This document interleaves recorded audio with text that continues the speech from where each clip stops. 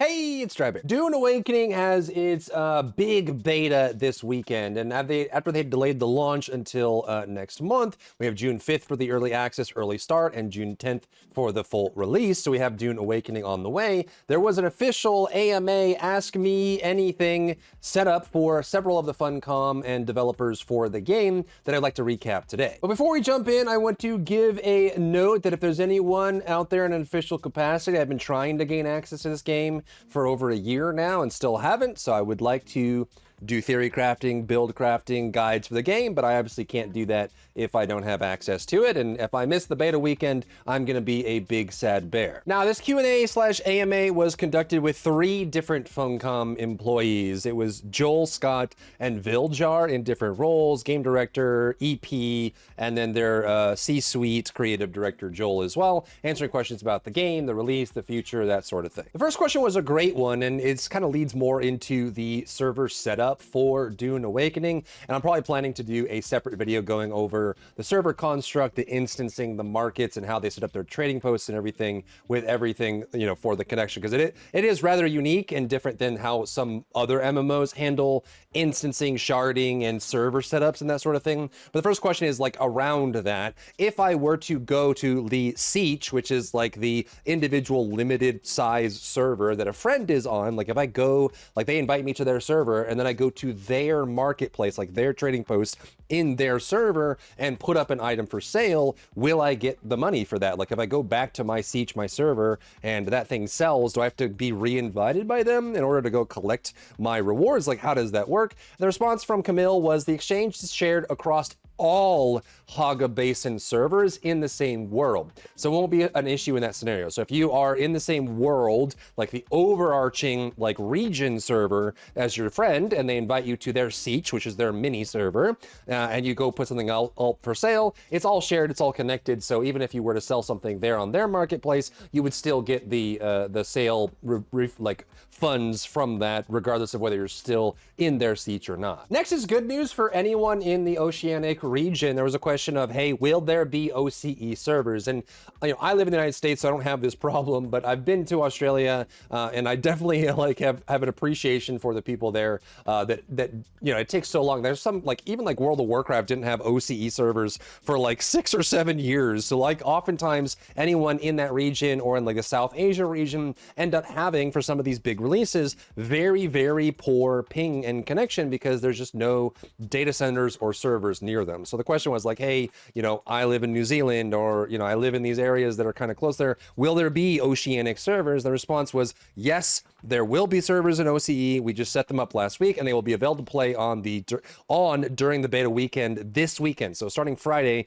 there will be OCE servers, and the servers are located in Sydney, Australia. So you should have a great ping. Next, there was a question on console. They have promised that they will be doing a console release. However, the beta as well as the initial launch of Dune Awakening will be PC only. So no console, no crossplay, that sort of thing. So the question was like, hey, I'm a primary console player. When will console be coming? Will it be, you know, shortly after launch, a long time after launch? Like when will it be coming? And unfortunately the response from Scott was, it won't be before the end of 2025. Our current plan is to release Dune Awakening, the console version, before the end of 2026. So a long ways away. So for at least for the immediate future, I would consider Dune Awakening to be a PC only game, but just kind of keep that in mind that they are working on it. They have some experience in console, but it is pretty far away for them as far as when they want to launch it. Next is kind of a funny question. There are harvesters for, like, there's actually some really cool vehicle setups. You can get vehicles in Dune Awakening that allow you to add like modules, mounted turrets, or like additional adds to the machine. You can even see one right there, where it actually has a tool that allows you to harvest materials or precious resources while you're in the vehicle. And you can even get dual, like multiplayer vehicles where someone can drive and 1 or 2 people can be on the vehicle with those harvesting attachments, gathering materials and doing that. So you just drive through the desert, someone's gathering materials and storing it on the vehicle, someone's driving, maybe someone, you know, is defending it from, invasions or whatever, so you can kind of deal with that. But the question is, will there be a harvester for the spice? Now, they will have Spice Wars. It is a big part of Arrakis. It is a big part of the Dune universe, and it will focus a lot on, you know, guild versus guild, like like clan versus clan, you know, those raid battles between players and trying to harvest the spice. But there was a question of, will there actually be harvesters for spice in general? And the response was yes. I haven't seen anything specifically around this, but they will have some options for that. Next, there was a question on the actual exact start time for the beta this weekend on Friday, in just 2 days time now. And people are asking like, hey, you know, when will the servers be up? When can I start in this cool new beta weekend? And the response was the servers will open at 12 GMT on May 9th. As we send more waves of invites, we will roll out more servers. If you aren't included in the first wave, don't worry, there will be fresh start servers for you when you start. So not only are they going to start at 12 GMT on May 9th, this Friday, so they're going to start out with that, but it sounds like they're also going to test their fresh start setup. So if you didn't know, if you pre-order the added editions for Dune Awakening, you can gain a 5-day head start on June 5th, with the game launching on June 10th. And their plan is, as many games that do fresh starts that are progression based, on June 10th, they will spin up new servers that are fresh start servers for the people that are not doing the early jump start. So if you do the jump start, there will be special servers on June 5th. If you don't do the jump start, there will be new servers on June 10th. There will be a fresh start for the people that don't have that access. And it looks like they're going to be, you know, testing that out this weekend. So on May 9th at 12 GMT, the servers will go out for the people that have access for that, and they'll be able to start playing. However, as they, you know, make sure that the servers are stable and everything's working, they'll start spinning up new servers and sending out new waves of beta invites throughout the weekend so that they can test out not only, you know, stress testing everything, getting new players in the game, but also being able to stress test the jumpstart thing of like having people start later on than the previous people that were jumping into the game at the very start. And for everyone wondering, this is the a wide swath of UTC 0 GMT converted to other time zones. This would be your times that you would need to look at for when on May 9th, when things start to pop up. Next, the developers are getting a ton of questions about their odd server structure, the 40-man sieges, the 100-man mini servers or medium servers, and then the overall world or region servers, and the fact that there's queues for the sieges and your friend might be on a different siege than you and all that stuff. They're getting tons of questions, and like I said, I'll probably need to do a full video covering their server architecture and how that's working. But there was a big question, which is an honest one on the AMA, which was, hey, if you're capable of hosting 500 to 1,000 people on the same server, why do you have 40-person sieges? Like, what's the point of that? Like, if you can actually have large areas, like out in the combat areas, you can go to up to large numbers of players. Why is it in the hubs they're, you know, limiting it to 40 and fragmenting everyone like crazy? And the response was, Haga Basin has a higher density of content than the Deep Desert, mostly NPC count, so we can't have as many players active on that map. It is also substantially bigger, so there's more room for players to claim land, build, and explore without having 100 players gobbling up all of it. So their Haga Basin, which is layered with different servers, it has the trading hub, it has main NPCs, it has the factions, but it also is a buildable area as well. And so it looks like it's mostly just a performance thing to make sure that it performs well and there aren't people clamoring for the same spot and fighting each other over that, though some people might enjoy that kind of content. This was their response. Next, there was a question of, hey, what's the update schedule after launch? Like, once the game is out and we get past the beta weekend, then what's the plan for, you know, continued content being added in? And the response was, we will be having seasonal updates. So every season, we are aiming to have large updates roughly every 3 months. So quarterly large updates for Dune Awakening. And they've already started planning the DLC release dates and everything like that, season passes and bonus content. And they also have a ton of building materials, weapons, and the 5 classes that are in the game now. And they also will be adding a bunch more. There's tons of, like, there's building sets you can get for pre-ordering the Ultimate Edition. There's building sets you can get for the Twitch drops when the game is out, and there's all kinds of new things you can add to the game, and they already have planned a bunch of like seasonal updates for the game on a quarterly schedule as well. Another great question, since it is a survival game, it is a multiplayer MMO survival game, someone had asked in the Q&A, what about private servers? Like, if I wanted to play this as like a Minecraft or as an Enshrouded or something like that, and I just wanted to play by myself, or I wanted to play with a couple friends and we build a base, and we're not having having to fight over resources or fight other players or whatever. We just want to enjoy the game on a private server. Is that a possibility? And the response was, we are working on them now with various hosting partners across the globe. I can't commit to us having private servers on launch, but we will try to get them out as soon as possible. So they are working on private servers. If you're someone that just wants to be in your Fortress of Solitude and just play a survival game without having to worry about other players or things like that, they are working on private server options for you. It just won't be available initially on launch, and obviously not for the beta either. The next question is a little bit of a crude question. I mean, it's kind of like those, like, how do you expect me to respond to this kind of questions? But the question was like, hey, how many years of support have you budgeted for this game? Like, will you be abandoning this game? And honestly, people that really love Conan Exiles and some of the other games in the past for Funcom are just kind of wondering, like, hey, if this has a cool release, like, are you going to be dropping it anytime soon? Can I invest my time and effort into this game and really thoroughly enjoy it?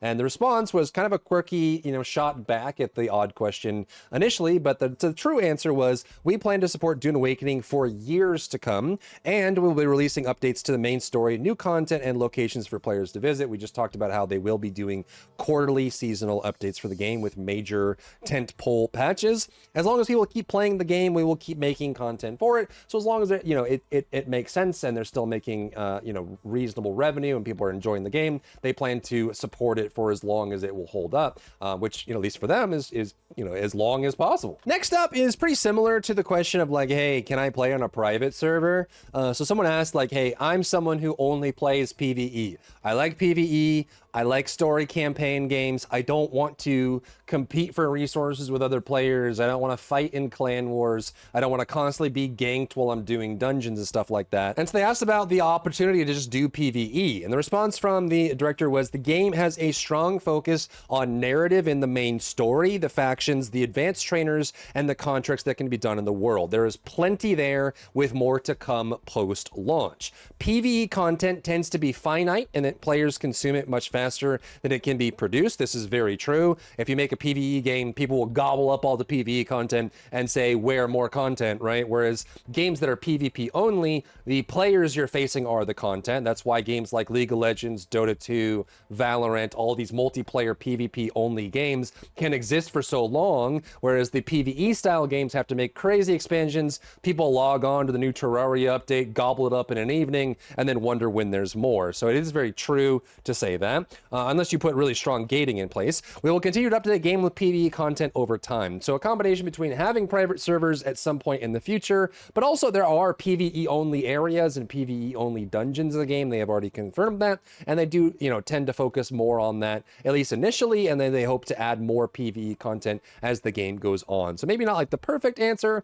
but there will be a lot of PvE content, and maybe once private servers are up, that solves the problem for this person in particular. Another great question is the number of bases or the size of bases limited by clan? And this is something that is actually an excellent question. In clan-based games like this, if you have limitations by clan, you're kind of forcing people that are in a clan to have one or two bases, right? Because like if you're very limited by your resource and it's by clan, then you kind of have to just buy into the clan as being part of that. So the question was like, what are the limitations on bases if I decide to join a clan, that sort of thing? And the response, thankfully, was the number of bases that can be built is limited per player and is not affected by the number of players in a guild. So in the guild, each player in the guild can have their own base, they can have their own location, they can build their own setup, their own Fortress of Solitude, so they can hang out and do whatever they want in that. It's not going to be limited by guild, and you can have a super base for the guild, or you can have individual bases for each of the guild members, or both. They're not going to be limiting that by the organization, but instead by the player. So every individual player will have the opportunity to build their own base, whether they join a guild and their faction relation and all of that.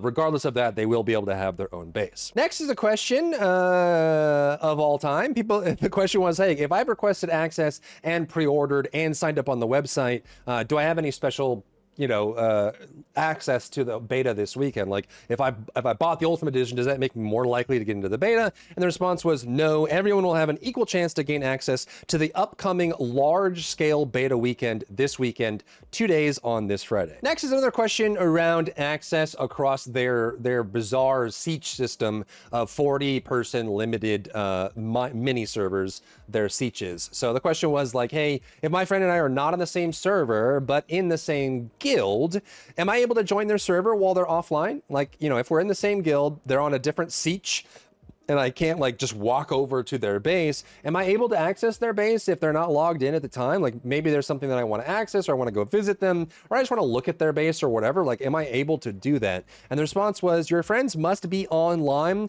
for you to visit their Haga Basin server. However, if you're in a multi-person guild and everyone is on your friends list, only one person needs to be online for this option to be available, which is super weird. Then they added later, after they had responded to this, I was just told that we do plan to give players the option to visit another Haga Basin server in their world for launch, even if you don't have any friends online there, though. So you will be able to, as long as you know where you're going, like what you're trying to access, what base you're trying to get to, you will be able to access it.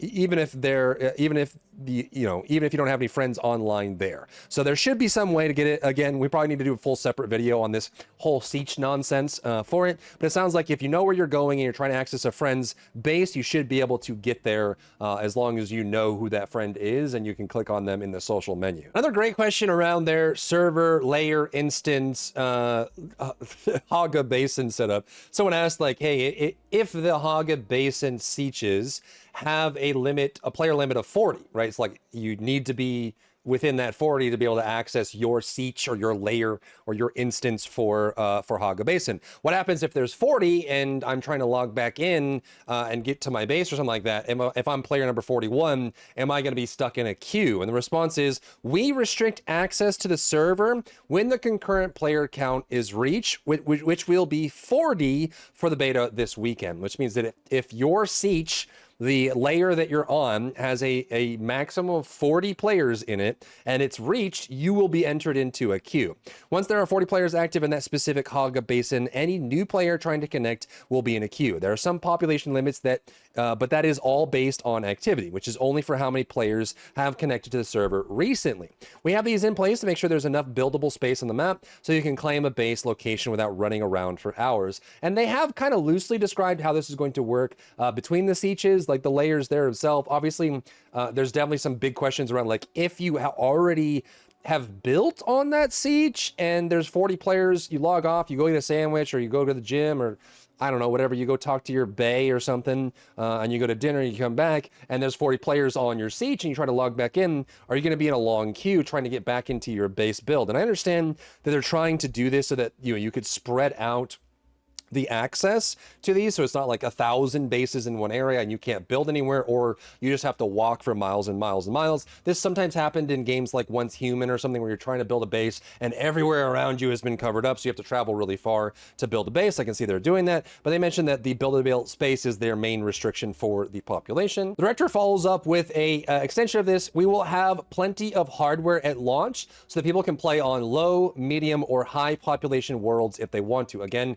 you have an overall world, and then you have the servers, and then you have the sieges, like the servers, layers, that sort of thing. So they will have hundreds of worlds and thousands of servers at launch and for the beta weekend as well, and they have hardware in stock for that as well. So you may pick a world that's low population, and then you'll pick a siege that has like one person on it, start building. There's going to be some ways for you to be able to traverse between those sieges and the worlds that you have, but they're quite confident that they have enough servers, enough worlds, enough sieges to kind of put this all together so people can all build in their own personal space and be able to have that as an option as well. For queue length on the closed beta, when we have not been intentionally limiting the amount of hardware, the queue lengths are very short. So if you're number 45 on a siege that's full of 40 people, they're confident that the queue time will be quite short for getting you in into that siege. You can run around and play and start building your base, that sort of thing. But I guess we'll have to see how the beta weekend goes so we can actually see a live stress test of this whole architecture system they have set up. Then the director added another follow-up to this, which is a little bit more concerning, at least in my eyes. Again, some of these are like, it's hypothetical in discussion, and we'll just have to see what the actual player behavior is and how people are segmented, like how people choose. There are already like guild invites going out, by the way. There are people that are forming massive Dune Awakening guilds, and they want to focus on controlling the Spice Wars and whatever. And there's like, you can actually sign up for major guilds and join the same world as them as well. But they kind of press them for more answers here, because it's like, it didn't sound like the response was like, hey, well, you're not really going to be in queue, or the queues are going to be very short. It's not a problem. But they got pressed again, like, hey, well, like, is this actually going to be how it works? 40 people seems like a small amount for one single layer for that sort of thing. So they pressed him even further, and the director clarified that in the hypothetical situation where 40 people all connect at the same time and play for 3 hours, then yes, if you connect after them, you will need to wait for someone to log out. So like, you could be, if there's 40 people in your siege, your layer, and they don't log out for 4 hours straight, and you're trying to get into your layer, your siege, you may have to wait 4 hours for someone to log out to get back into that same siege, if that's the siege that you've chosen. However, the director says this doesn't happen. People log in at different times of the day, and we have different session lengths. In the closed beta, we are seeing people log out every few minutes when the server is at peak concurrency. So again, they've had a closed beta running for a very long time, 8+ months they've been letting people play this game.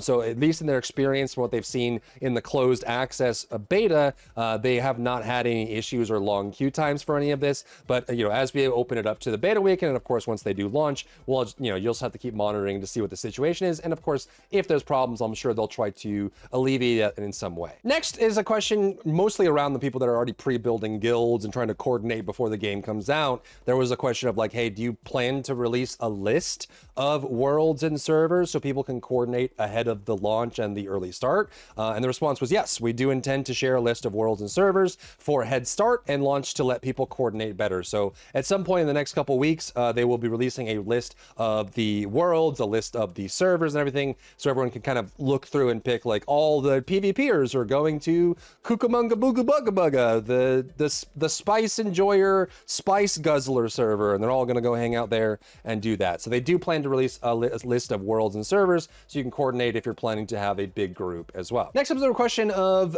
can we actually get modular upgrades to the current setup for pre-ordering the game? This is something that a lot of games do, where like if they have like their default price, their deluxe edition, their ultimate edition, and their Spice Guzzler edition, can we actually get a differential? So if I buy the default, can I just pay the difference between the normal and the deluxe edition in order to just upgrade? And currently Steam doesn't allow that on the current setup of Dune Awakening. However, the director responds with, we will add a standard to deluxe and standard to ultimate upgrade option before launch. It didn't mention a deluxe to ultimate, but it sounds like if you got the standard and you want to upgrade to deluxe, you can. If you got the standard and you want to upgrade to ultimate, you can. Although maybe it's just an oversight, but it would be nice to also get a deluxe to ultimate. So if you're someone who bought the deluxe and want to go ultimate, having a differential there would be nice as well. And I'll leave it there for today. This AMA is actually quite long, and there's also some discussions that need to be had around the server architecture. So I'll probably plan that for a separate video, but I'll leave it to make the video a little less draining from that standpoint. Let me know what you think about the dev AMA and the response to the directors today, and also just let me know what your plans are for the launch of Dune Awakening, the beta this weekend, and the Jumpstart early access in June as well, and just what your plans are for Dune Awakening down below in the comments. If you found value in today's video, leave a like down below, leave a comment for the algorithm to help this video get seen by more people, and don't forget to check out my other channels for other content and other stuff and other things.